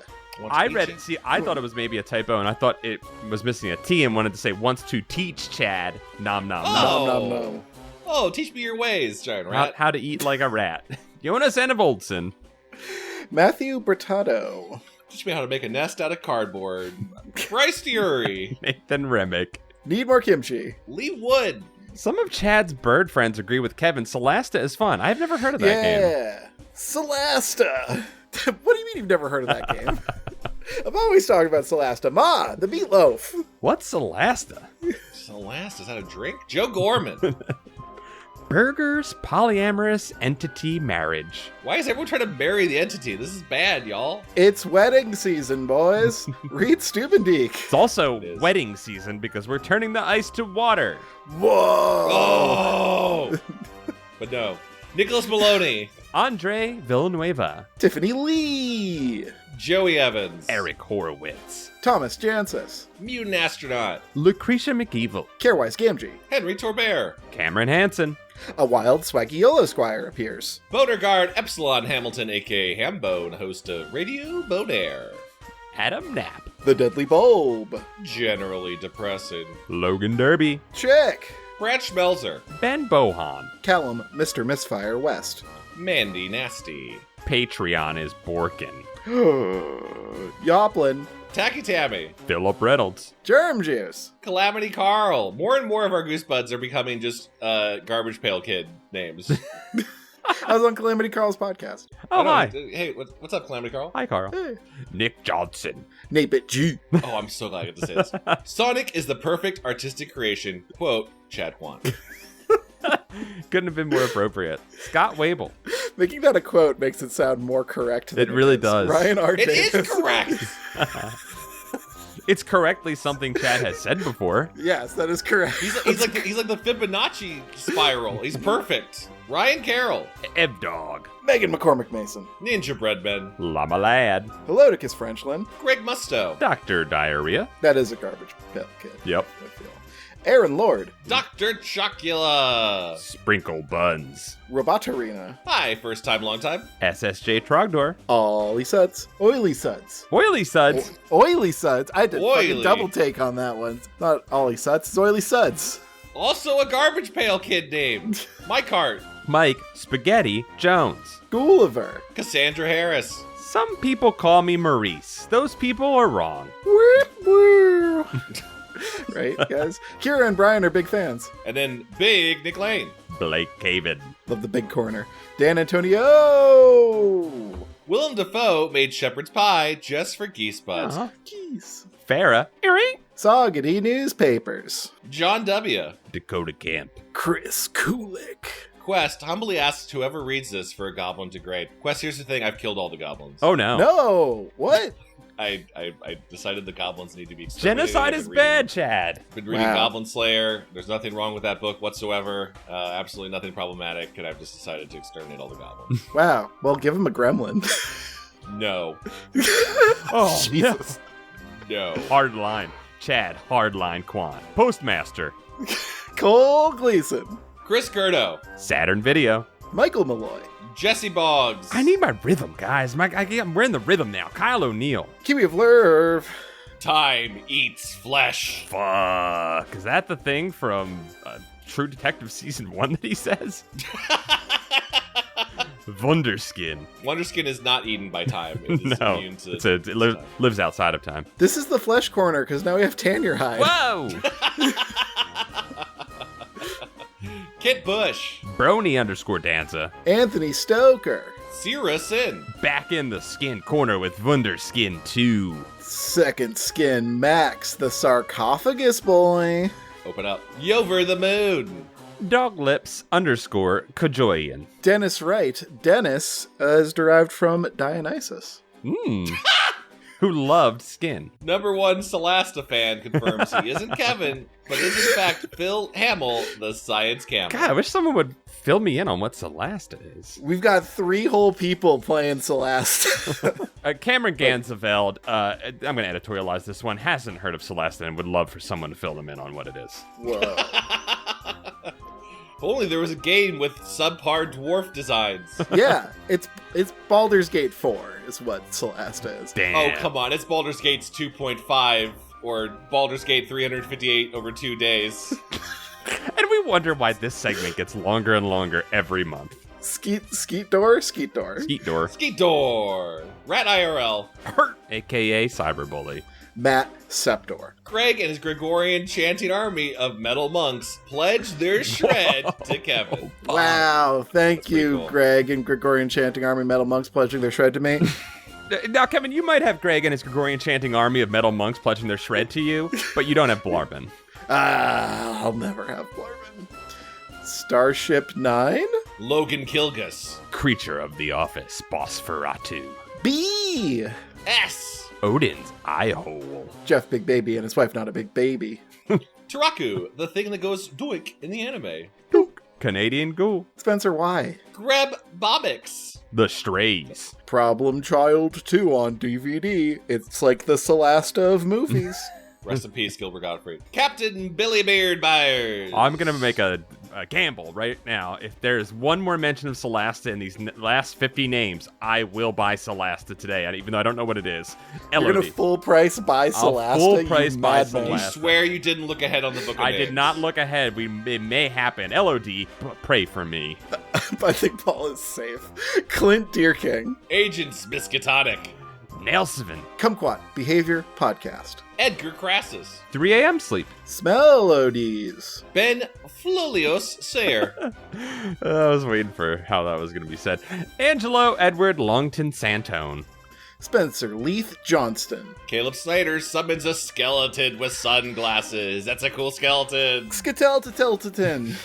Bob Cabbage. The Shrekronomicon. Number one gnome. Lumo Nouveau. Jolly Old Jules. Jafar says Happy Pride Month. Happy Pride Month. Happy Pride Month. Happy Pride Month. Brian Udath. Hey, a Happy Pride Month, a refreshing tall glass of extra dumb bitch juice.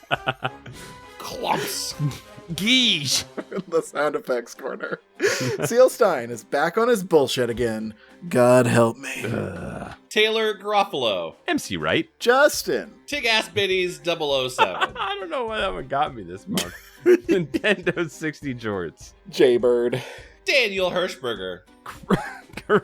Crazy ass nipples. This is the Make Paul Laugh word. Yeah. Adam G. Jorge Raya Navarro. Mimel the Delph. Nat_Noah. Jim Corey. Jakibe. Spaghetti the Yeti. Quinn. Daniel Lavelle. Carly Beth's parents, 808. Carly's bit beast is out of control. Send help to the annex immediately. I don't know what. I don't know if that's referencing, but also I can understand what they're saying, you know? I simply don't know. Laverne. What does it mean? Tootin Watson. Shelley Castillo Garcia. Angus Keith. Steen Tam. Lee Murphy. Big old dumb burb roosting in the ice Yes. church, parentheses, Solasta? No!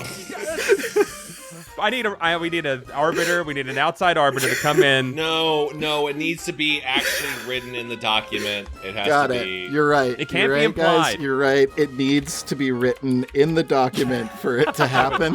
Kevin, scroll ahead. Felix. Ed. Now I don't. This name is in the book of names already, but it seems they're in it again. But we will say it one more time. This is a new name to the book of names, supposedly, according to the document. Cameron Murphy, welcome to the Blood Welcome, Pact. Cameron Murphy, without your audio. Welcome back to the Book of Names. Cameron Murphy Silencio. Damn. Someone watched a David Lynch movie. Wolf CIA is aware of the entity below the ice. No, they're aware. I think the Wolf CIA put the entity below the ice. Damn. Yeah, I mean, if that's true, that means the entity's bad because the CIA is bad. Yeah, Ice Church is a black site. No. Patrick Nielsen, welcome to the Book of Names. Nathan Galindo, you are honorably welcomed. Mitchell Showalter. Any relation to Michael Showalter? I like his stuff. I like your stuff, Mitchell. Welcome, J. Fenn Crane. Hi, J. Frank Crane. I'm sorry, I just saw the name after this. Damon the Demon, hello and welcome to the Book of Names. And welcome by Solasta. Well, we got him. Ladies and gentlemen, we got him. I guess that's all the names in the Book of Names. We're all gonna buy Solasta. Thank you all very much for your love and support. We are not sponsored by Solasta. Just need to make that very clear. But thank you for supporting the Celeste, if you would like to send us free copies, I will take it instead of buying it full price. Thank you. Goodbye. Bye. Bye. You can be a swamp halfling or a snow dwarf.